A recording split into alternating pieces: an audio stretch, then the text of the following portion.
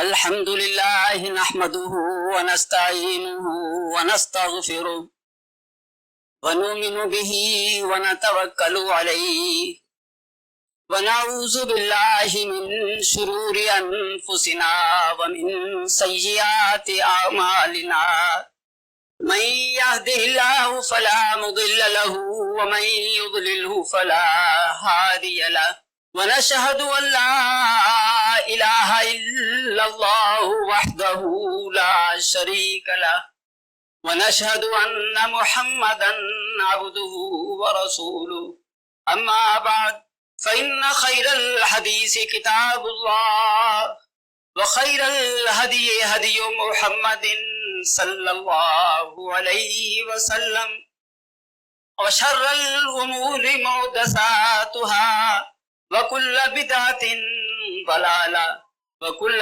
ضلالة في النار فأعوذ بالله من الشيطان الرجيم بسم الله الرحمن الرحيم ظهر الفساد في البر والبحر بما كسبت أيدي الناس ليذوقهم بعض الذي عملوا لعلهم يرجعون صدق اللہ۔ برادران محترم، سورہ روم کی میں نے ایک آیت کی تلاوت کی ہے۔ اس آیت کریمہ کا مفہوم یہ ہے کہ لوگوں نے اپنے گناہوں اور بدعمالیوں سے بحر و بر میں فساد پیدا کر رکھا ہے۔ خشکیوں میں اور تریوں میں گناہوں کی وجہ سے فساد برپا ہے۔ لِيُذِيقَهُمْ بَعْضَ الَّذِي عَمِلُوا، پھر اللہ ان کو مزہ چکھائے گا ان کے ایسے بدعمالیوں کا۔ لَعَلَّهُمْ يَرْجِعُونَ، مقصود یہ ہے کہ یہ راہ راست پر آ جائیں۔ حدیث شریف میں حضور اکرم صلی اللہ علیہ وسلم نے بعض گناہوں کے بارے میں یہ بات ارشاد فرمائی تھی کہ اگر فلاں گناہ بڑھ گیا تو اس کے نقصانات کیا ہیں، فلاں گناہوں میں ترقی ہو گئی تو پھر اس کا نتیجہ کیا ہے۔ نبی صلی اللہ علیہ وسلم نے فرمایا تھا کہ انسان کی بدعمالیوں کی وجہ سے ساری مخلوق کو تکلیف ہوتی۔ گناہ صرف انسان کرتا ہے، پرندے چرندے درندے، فرمایا ان سب کی روزی کم ہو جاتی۔ نبی صلی اللہ علیہ وسلم نے فرمایا گناہوں کی کثرت کی وجہ سے جب انسان کی روزی میں کمی ہو جاتی ہے، فرمایا پھر ساری مخلوق اس سے متاثر ہو جاتی۔ آپ کا فرمانا یہ تھا کہ انسان بدعمالی سے بچ جائیں تاکہ مخلوق خدا ساری اس سے متاثر نہ ہو۔ نبی صلی اللہ علیہ وسلم نے فرمایا جس قوم میں زکوٰۃ روک لی جاتی ہے وہاں اللہ قحط سالی کو مسلط کر دیتے ہیں۔ اور نبی صلی اللہ علیہ وسلم نے یہ بات فرمائی تھی کہ جب کسی قوم میں یہ آوارگی، فحاشی اور بدماشی بڑھ جاتی ہے تو اللہ اس قوم کو جھنجھوڑتے ہیں تو پھر زلزلے آتے ہیں۔ حضرت عائشہ رضی اللہ تعالی عنہا کے پاس ایک شخص نے پوچھا کہ مائی صاحبہ یہ زلزلے آنے کی وجہ کیا ہے؟ انہوں نے فرمایا یہ سوال میں نے حضور اکرم صلی اللہ علیہ وسلم سے پوچھا تھا، اے اللہ کے رسول زلزلوں کا باعث کیا ہے؟ فرمایا اس زمین کی دھرتی پر انسان جب آوارگی اختیار کرتا ہے، فحاشی پھیل جاتی ہے، روشن خیالی کا زور ہو جاتا ہے، شرافت پسے پردہ چلی جاتی ہے، شراب عام ہو جاتی ہے، رنگ رلیاں شروع ہو جاتی ہیں اور گانے بجانے کی کثرت ہوتی۔ فرمایا اللہ کو آسمان پر غیرت آتی ہے تو اللہ زمین کو حکم دیتا ہے جھنجھوڑ ان کو، فرمایا پھر زلزلے دنیا میں آتے ہیں۔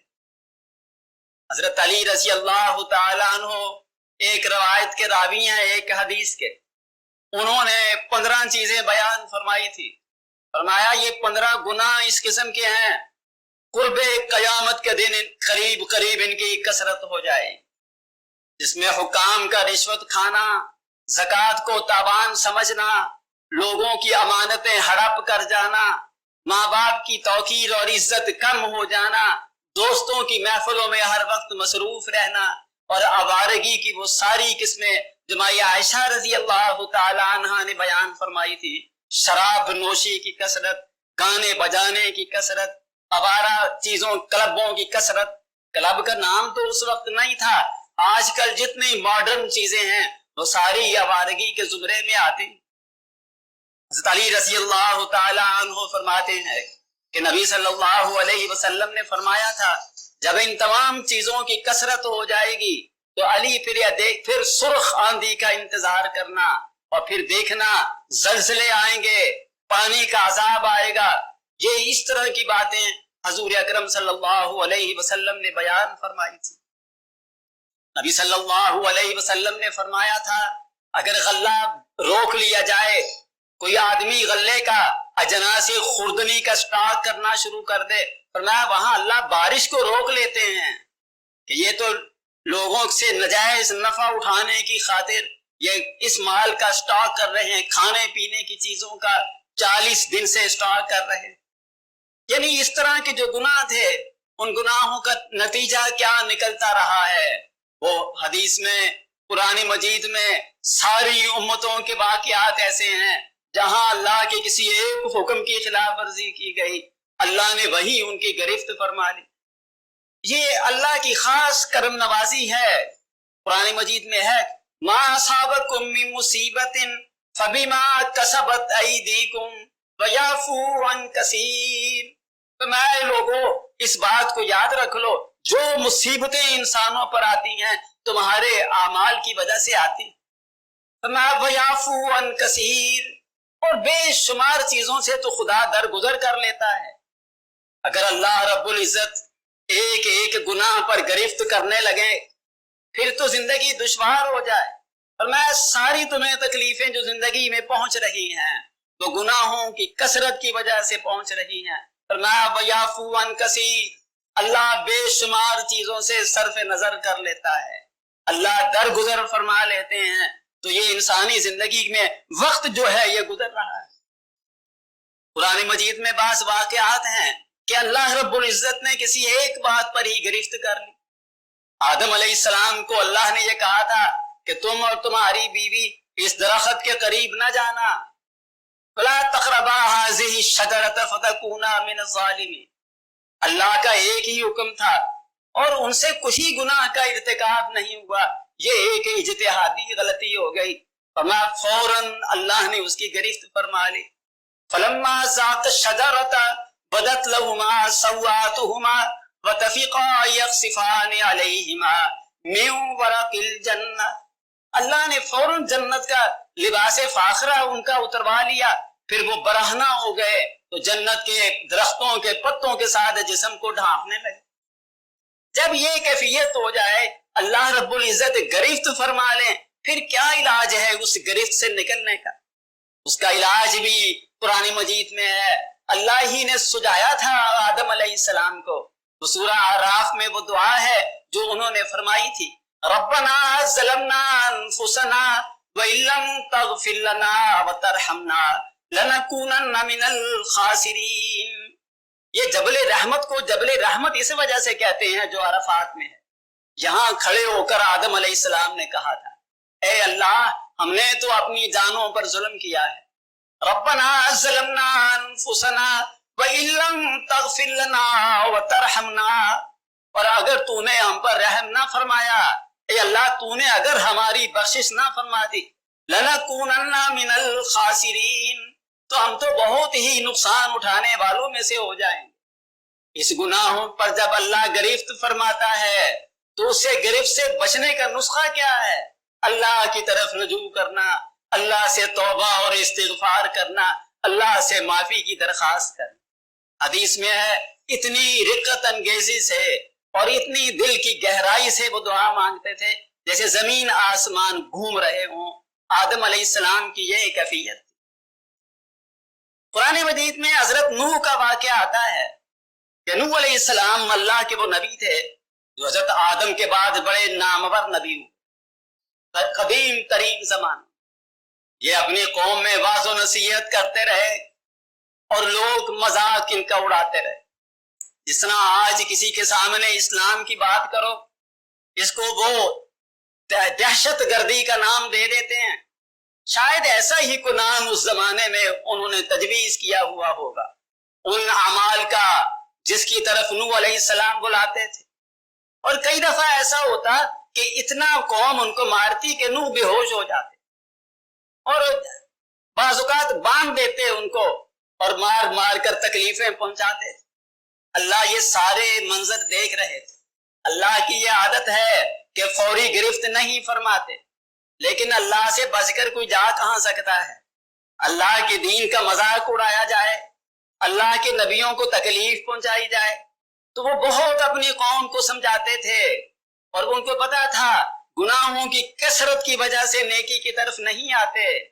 انہوں نے اپنی قوم سے کہا ہے میری قوم، اور تم اللہ سے استغفار کیا کرو اور تم اللہ سے گناہوں کی معافی مانگو، اور جتنے تم نے گناہ کیے ہیں اس کا نتیجہ اچھا نہیں نکلنا. اس لیے کہ اللہ نے ان کو کہہ دیا تھا کہ اے نوح وَاصْنَعِ الْفُلْكَ بِأَعْيُنِنَا، تم ہمارے سامنے ایک کشتی بنا لو. بعض روایات میں ہے 100 برس کشتی بنتی رہی، 3 منزلیں اس کی تھی، کئی 100 فٹ لمبی تھی. وہ کشتی کا بھی مذاق اڑاتے اور کہتے کیا ہے پتہ نہیں کس چیز کی یہ تیاری کر رہا ہے. اللہ ہر ایک چیز کا معاملہ پہلے طے کر دیتے ہیں. ان کو بھی شک گزرتا تھا کہ کہیں ایسا نہ ہو کہ یہ قوم ساری برباد کر دی جائے، اس لیے اپنے قوم کو بربادی سے بچنے کا نسخہ یہی دیا. یا قوم استغفروا ربکم انہ کان غفارا یرسل السماء علیکم مدرارا وَيُمْدِدْكُمْ بِأَمْوَالٍ وَبَنِينَ وَيَجْعَلْ لَكُمْ جَنَّاتٍ وَيَجْعَلْ لَكُمْ أَنْهَارًا مَا لَكُمْ لَا تَرْجُونَ لِلَّهِ وَقَارًا. اے قوم، اور میں تم کو دعوت دیتا ہوں آؤ اللہ کی طرف استغفار کرو، اللہ سے گناہوں کی بخشش طلب کرو. فرمایا اللہ تمہارے لیے آسمان سے بارشیں برسائے گا، تمہارے لیے اجناس خوردنی پیدا فرما دے گا، تمہیں بیٹے عطا فرما دے گا، تمہیں رزق عطا فرما دے گا. مَالَكُمْ لَا تَرْجُونَ لِلَّهِ وَقَارًا، اور تم اللہ سے کسی وقار کی امید کیوں نہیں رکھتے؟ ایک طرف اللہ کی طرف آؤ تو صحیح، آگے دیکھو شاید وہ عذاب ٹل جائے جو تمہاری قسمت میں لکھا ہے. وہ ساری قوم اس کو مذاق ہی سمجھتی رہی کہ بابا جی ہم سے مذاق ہی کر رہے ہیں.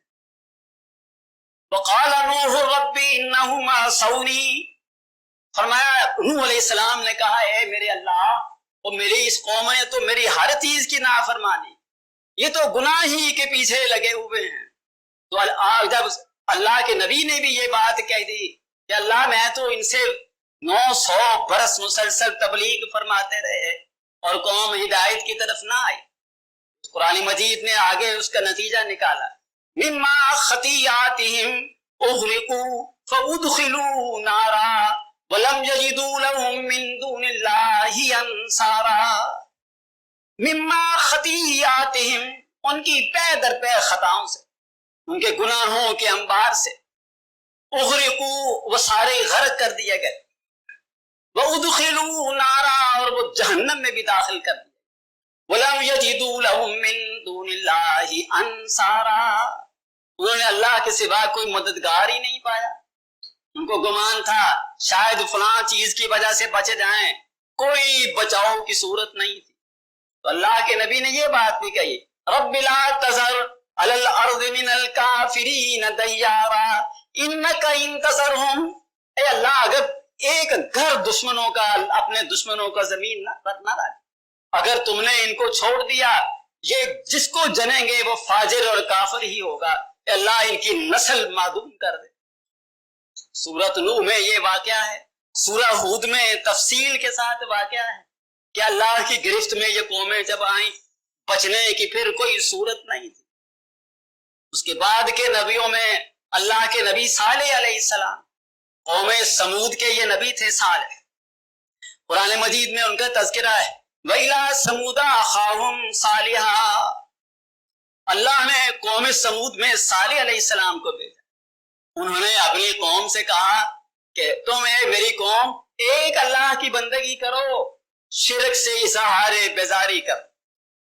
وہ صالح علیہ السلام کا مذاق اڑاتے، تمسخر اڑاتے کہ یہ ہمیں کیا کہہ رہا ہے، کیسی کیسی باتیں یہ ہم سے کہتا ہے، ہمیں تو اس کی باتوں کی سمجھ نہیں آتی۔ وہ مطالبات کرنے لگے کہ اے صالح، ہم تمہارے موقف کو مان لیں گے اور تمہاری بات تسلیم کر لیں گے، تمہیں اللہ کا نبی مان لیں گے، ذرا ہمارا ایک مطالبہ پورا کرو۔ مطالبہ ان کا یہ تھا کہ اس چٹان میں سے ایک اونٹنی بچے سمیت باہر نکال دو۔ کیا چٹانوں سے اونٹنیاں نکلتی ہیں اور بچوں کے سمیت نکلتی ہیں؟ لیکن معجزہ انبیاء کے ہاتھوں سے سرزد ہوتا ہے۔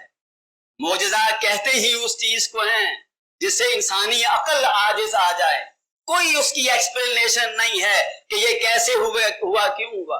ان اللہ یفعل ما یرید، اللہ جو چاہتے ہیں کر لیتے ہیں۔ اذا قضا امرا فانما یقول له کن فیکون، جب اللہ کسی بات کا فیصلہ فرما لیں کہ فلاں کام ہو جائے تو وہ کام ہو جاتا ہے۔ اس لیے اللہ کے نبی نے دعا فرمائی، ان کے سامنے بچشمے خود انہوں نے دیکھا، چٹان پھٹی، اس میں سے ایک اونٹنی بچے سمیت نکلی۔ ہذہ ناقۃ اللہ لکم، فرمایا یہ اللہ کی اونٹنی ہے تمہارے لیے، اس کو تنگ نہ کرنا، اس کو چرنے دو۔ انہوں نے اس اونٹنی کو بھی برباد کرنے کی کوشش کی۔ جب وہ اتنا بڑا معجزہ اپنی آنکھوں سے دیکھ کر پھر بھی راہ راست پر وہ قوم نہیں آئی تو صالح علیہ السلام نے اپنی قوم سے کہہ دیا، فرمایا اب 3 دن کے بعد تم پر اللہ کا عذاب آ جائے گا۔ حدیث میں ہے انہوں نے عذاب کی صورت بھی بتا دی، فرمایا پہلے روز تمہارے چہرے سرخ ہو جائیں گے، فرمایا دوسرے روز تمہارے چہرے زرد ہو جائیں گے، تیسرے روز تمہارے چہرے سیاہ ہو جائیں گے، پھر عذاب الہی آ جائے۔ انہوں نے جب 2-3 دن گزر گئے کوئی آثار نہ دیکھے، تیسرے دن چہروں کی رنگت بدل گئی۔ وہ جب اللہ کسی جگہ پر عذاب بھیج دیتے ہیں اپنے نبیوں کو وہاں سے وڈرا کر لیتے ہیں۔ صالح علیہ السلام ارض فلسطین کی طرف چلے گئے، یہ حضرت صالح کو ڈھونڈنے کے لیے نکلے، وہ صالح تو اپنے گھر پر نہیں تھے، وہ اللہ ان کو کسی اور جگہ لے گیا تھا۔ چنانچہ جب یہ 3 پروسیس ختم ہو گئے پھر ایک خوفناک زلزلہ آیا، قرآن مجید میں ہے ایسا زلزلہ آیا کہ یہ ان کی ساری آبادی ختم ہو گئی اور کوئی ایک شخص ان میں زندہ نہ رہا۔ ایک حدیث میں آتا ہے ان میں سے ابو رغال نامی ایک آدمی مکہ معظمہ گیا ہوا، شاید وہ بچ جاتا، لیکن جب وہ حدود حرم سے باہر نکلا آسمان سے ایک پتھر اس کے سر پر پڑا، وہ بھی وہیں ہلاک کر دیا گیا۔ اللہ جب کسی قوم کی گرفت فرماتے ہیں تو کوئی قوم بچ نہیں سکتی۔ قرآن مجید نے فرمایا وَفِي عَادٍ إِذْ أَرْسَلْنَا عَلَيْهِمُ الرِّيحَ الْعَقِيمَ، قوم عاد ہود علیہ السلام کی قوم کا نام، یہ بھی بڑی نافرمان اور سرکش قوم تھی، یہ اپنی جوانی میں اپنا ثانی نہیں رکھتی۔ قرآن مجید کہتا ہے لم یخلق مثلها فی البلاد، دنیا کے کسی طبقے میں ایسے جوان رانا پیدا ہی نہیں کیے گئے۔ ان کو بڑا گمان تھا اپنی قوت اور طاقت پر، وہ بڑا ہود علیہ السلام ان کو بتاتے رہے اللہ کا دین تم کو ان چیزوں کی طرف بلاتا ہے، تم سب اس طرف آ جاؤ، لیکن وہ مسلسل اس کو ٹالتے رہے، وہ روشن خیالیوں میں بھی محو رہے، وہ اپنی اعتدال پسندیوں کا شکار ہو گئے۔ نتیجہ کیا ہے؟ قرآن مجید کے کئی سپاروں میں قوم عاد کی تباہی کا تذکرہ ہے۔ فرمایا اللہ نے ان پر ایک ہوا چھوڑی تھی جو 7 راتیں اور 8 دن رہی، فرمایا ایسا ہو گیا جیسے کہ کھجور کے لمبے لمبے تنے وہ اپنے جڑ سے اکھڑ کر گر گئے، درختوں کی طرح جوان لوگ تھے، آندھی کے زور سے اگر کوئی تنا گر جائے تو کس طرح بیکار پڑا ہوتا ہے، فرمایا ان سب کو اللہ نے اوندہ منہ دنیا میں ڈال دیا تھا۔ اسی طرح قرآن میں قوم شعیب کا تذکرہ ہے کہ شعیب علیہ السلام کی قوم، ان کو اللہ کے نبی نے کہا تھا اوفوا الکیل والمیزان بالقسط، تم اپنا ناپ تول پورا رکھو، تم اس میں سے خرابی نہ کرنا۔ وہ قوم نہیں مانی۔ قرآن مجید کہتا ہے ان پر 2 عذاب آئے تھے، ان میں ایک عذاب یہ زلزلے کا تھا، ایک آسمان سے آگ اس قوم پر برسی۔ ان سارے واقعات کا مطلب کیا ہے کہ جب کسی گناہ کی حد ہو جائے اللہ پھر گرفت فرما لیتا ہے۔ یہ صرف ماپ تول میں کمی، یہ ایک جرم ہے، اور اس جرم پر اللہ نے مواخذہ کیا کیا کہ اس قوم پر آسمانوں سے آگ برسائی گئی اور زلزلہ سے وہ سب ہلاک ہو گئے۔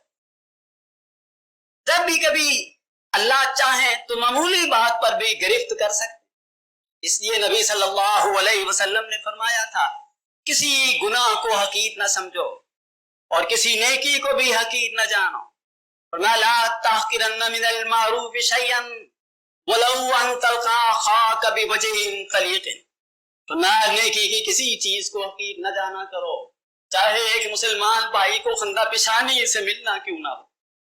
اگر مسلمان بھائی کو مل کر خوش معمولی نیکی ہے، شاید تم کو اللہ کے عذاب سے یہی بچا دے۔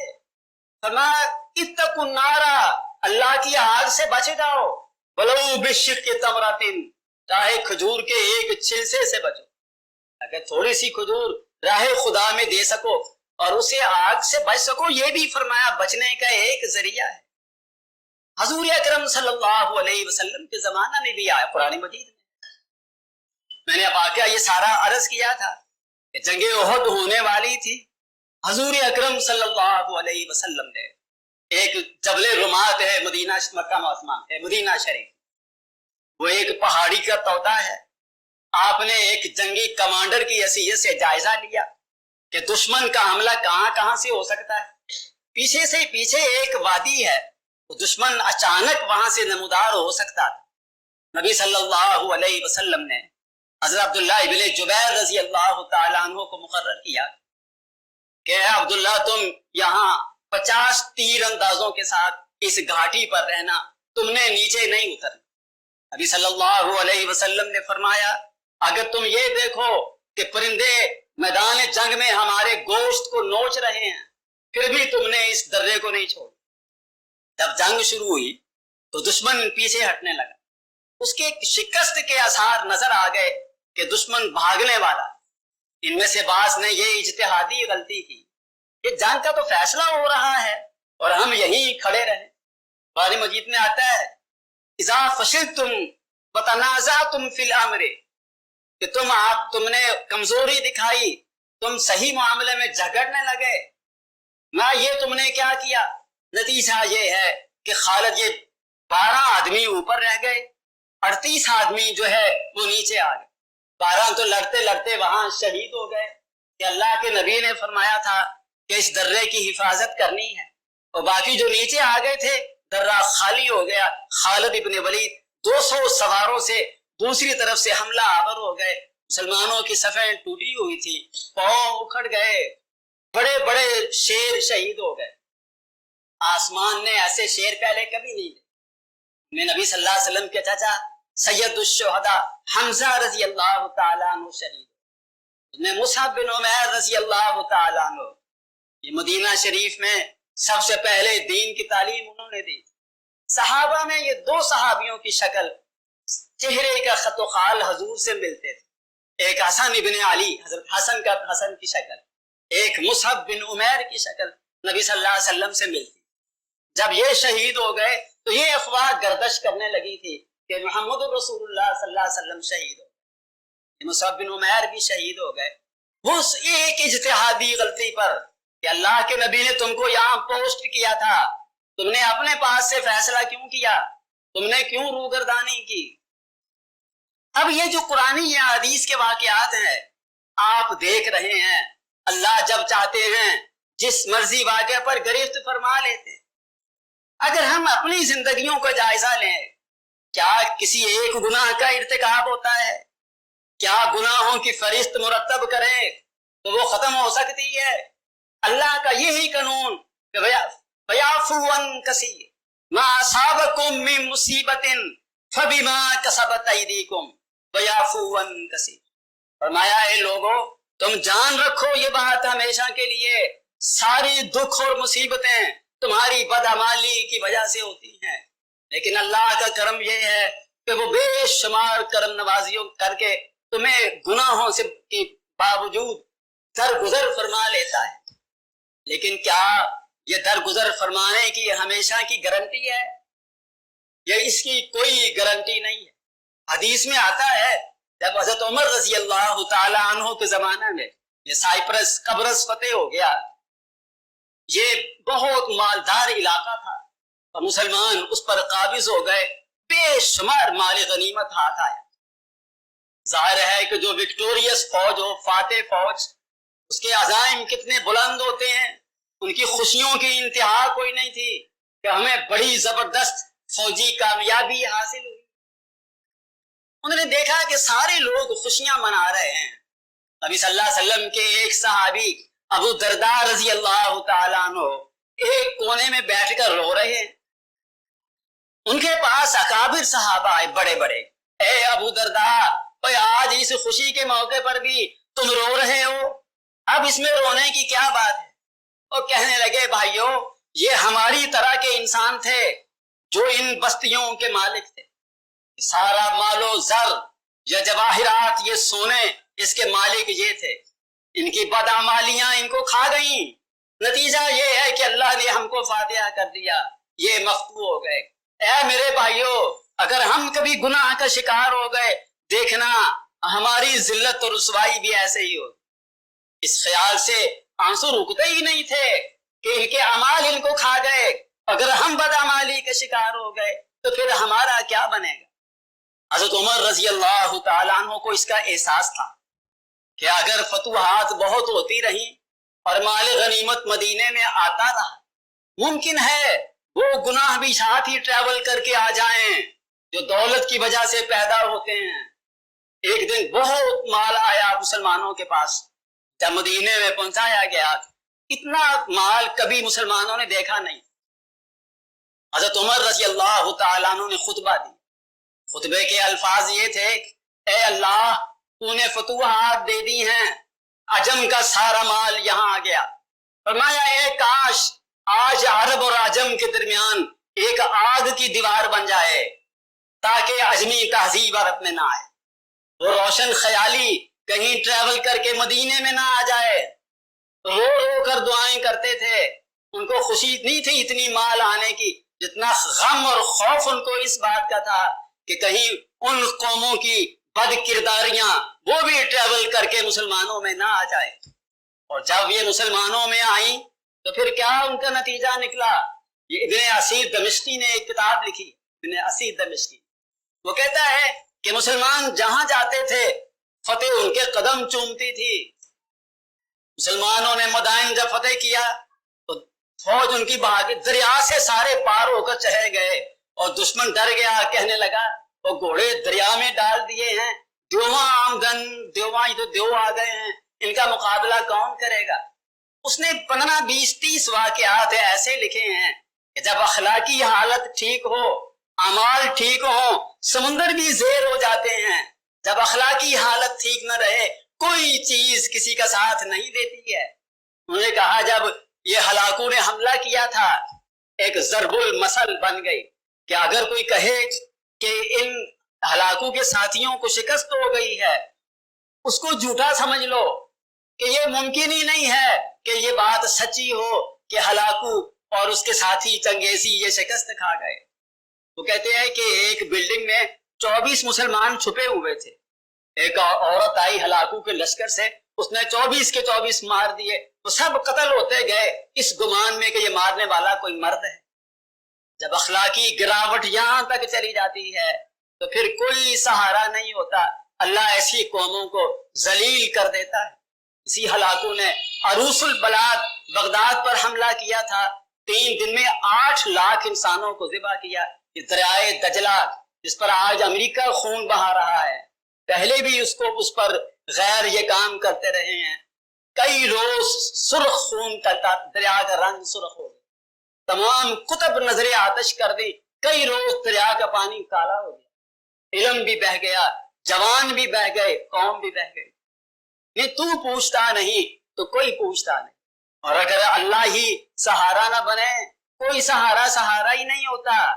اس لیے بھائیوں، اللہ کے عذاب سے بچنے کا ایک ہی طریقہ ہے، وہ اپنے گناہوں سے بچنا ہے، اور اگر گناہ ہی بڑھتے جائیں پھر بچنے کی کوئی امید نہیں۔ میں نے آپ سے ایک دن کہا تھا کہ امام محمد بن ادریس الشافعی امام مالک علیہ رحمت کے سبق میں بیٹھے ہوئے، سبق ختم ہوا تو انہوں نے مخاطب ہو کر کہا، اے شافعی، میں تمہارے دل میں یہ نیکی کا نور دیکھتا ہوں، تمہارا دل منور ہے نیکی سے، تو کہیں گناہ سے اس کو بجھا نہ دینا۔ تمہارا دل منور ہے اور کہیں گناہوں کی کثرت سے اس روشنی کو گل نہ کر دینا۔ ہمیں محمد رسول اللہ صلی اللہ علیہ وسلم نے دین کی روشنی دی تھی، ہم نے وہ شمع گل کر دی۔ یہ اللہ کا کرم ہے کہ وہ یعفو عن کثیر، کہ کئی چیزوں سے خدا درگزر کر رہا ہے، اللہ نے ہم سے درگزر فرمایا ہے، ورنہ کمی تو کوئی نہیں رہ گئی تھی۔ کس چیز کی کمی تھی؟ اس سے کم سکیل پر زلزلے آتے ہیں، قومیں تباہ ہو جاتی ہیں، یہاں 7.6 سکیل کا زلزلہ تھا، لیکن یہ بستی اللہ نے ہماری بچا لی۔ کیا بار بار بھی اللہ موقع بچنے کا دیتے ہیں؟ اس کی عادت تو یہ ہے، لیکن اس کی گرفت بھی بڑی ہے۔ ان ربک لبالمرصاد، فرمایا جان رکھو تمہارا رب گھات لگائے بیٹھا ہے کہ کب میں نے مجرموں کو پکڑنا ہے، کیا جانے یہ کب۔ استغفر اللہ، اللہ ہمیں توفیق دے، ساری امت گڑ گڑائے اور اپنے گناہوں کی معافی مانگے۔ یہی چیز ہے جو انسانوں کو اللہ رب العزت سے کے عذاب سے بچا سکتی۔ قرآن مجید کے 11ویں سپارے میں ہے، جب اللہ کا عذاب آ جاتا ہے پھر کوئی ڈیفنس نہیں، کوئی روکنے والی چیز نہیں۔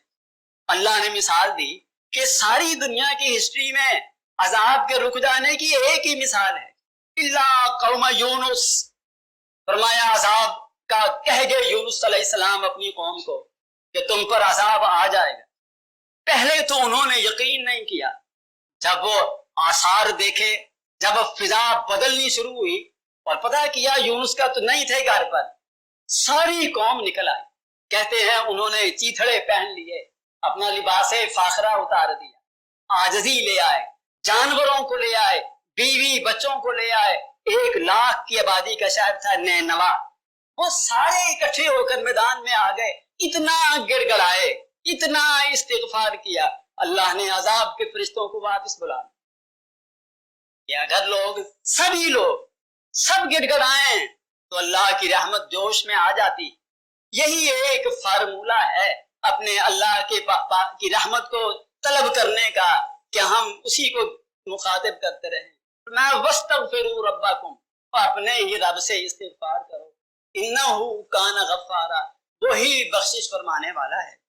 حضرات محترم، اس سن میں ایسے خوفناک زلزلے آئے ہیں، ایسے طوفان آئے ہیں۔ انڈونیشیا میں سونامی آیا تھا، پیچھے وہ امریکہ میں 2 اسٹیٹس ان کی ختم ہو گئے۔ یہ ایسا تھا، یہ تو ابھی بڑے دور کے ڈول ہیں۔ وہ جب انگریزوں کی فوجیں دلی کی طرف بڑھ رہی تھی تو بادشاہ نے پوچھا کہ کہاں تک فوج پہنچ گئی ہے؟ انہوں نے کہا پانی پت کا نہ، ہنوز دلی دور است، ابھی تو دلی بہت دور، سونامی ہم سے کئی ہزار میل دور، امریکہ کا بھی کئی ہزار میل دور۔ ہم سمجھتے تھے رخ اللہ کا انہی کی طرف ہے، اچانک قرآن مجید کہتا ہے اللہ کا عذاب اچانک آتا ہے۔ فرمایا وَأَنِيبُوا إِلَىٰ رَبِّكُمْ وَأَسْلِمُوا لَهُ مِن قَبْلِ أَن يَأْتِيَكُمُ الْعَذَابُ بَغْتَةً وَأَنْتُمْ لَا تَشْعُرُونَ۔ فرمایا سب لوگوں جھک جاؤ اللہ کے آگے، سرے تسلیم کر دو، بیشتر اس کے کہ وہ عذاب آ جائے اچانک اور تم کو اس کی خبر بھی نہ ہو۔ بچے سکولوں میں گئے ہوئے، دکانداروں نے گاہکوں کو ساتھ نبٹنا شروع کیا، استاد پڑھانے والے، میڈیکل کالجوں میں کلاسیں ہو رہی، اچانک ایسا عذاب آیا۔ آپ دیکھ رہے اخبار میں تھا کہ بعض سکولوں کی مرمت شروع کی، کسی صاحب نے ان مرمت کرنے والوں سے پوچھا تو یہ اینٹیں تو ٹھیک کر دو گے، بچے کہاں سے لاؤ؟ وہ بچے کہاں گئے؟ جب اللہ کی گرفت آتی ہے، ہم براہ راست متاثر نہیں ہیں، لیکن مسلمان کو براہ راست تاثر سمجھنا چاہیے۔ نہ کسی ایک عضو کو تکلیف ہو تو سارے جسم کو، ہم سب کو اس کا احساس کرنا چاہیے، اور نماز کے بعد ان لوگوں کی مغفرت کی دعا مانگنی چاہیے، زندہ بچ گئے ہیں، اللہ ان کو صحت یاب کرے، اللہ ان کو معاشی پریشانیوں سے بچائے، اللہ آئندہ آفات سے ان کو اور ہم سب کو محفوظ فرمائے۔ وآخر دعوانا الحمد